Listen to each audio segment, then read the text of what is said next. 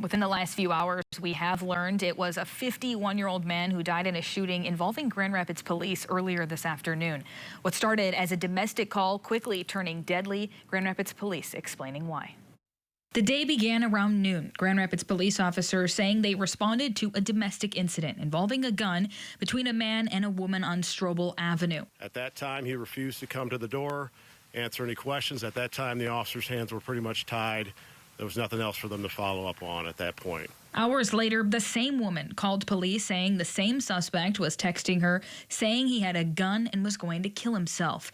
Officers went back to the Strobel address, and as they were planning their next course of action, they say they saw the suspect get into his car and drive away.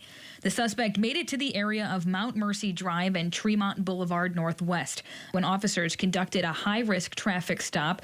Knowing he could potentially be armed, the suspect then fired multiple times at officers. At that point, our officers returned fire and struck the subject.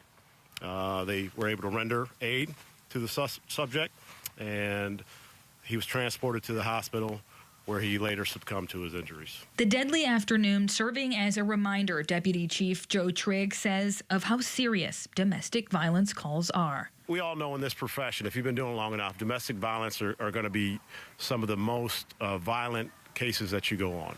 The potential is there. There's passion, there's emotion involved, so they're aware of that, and they fall back on their training, which that's what they're going to do in this situation. Deputy Chief Trigg says 3 officers were involved in the shooting and are now on paid administrative leave as Michigan State Police investigates. That is standard officer-involved shooting protocol.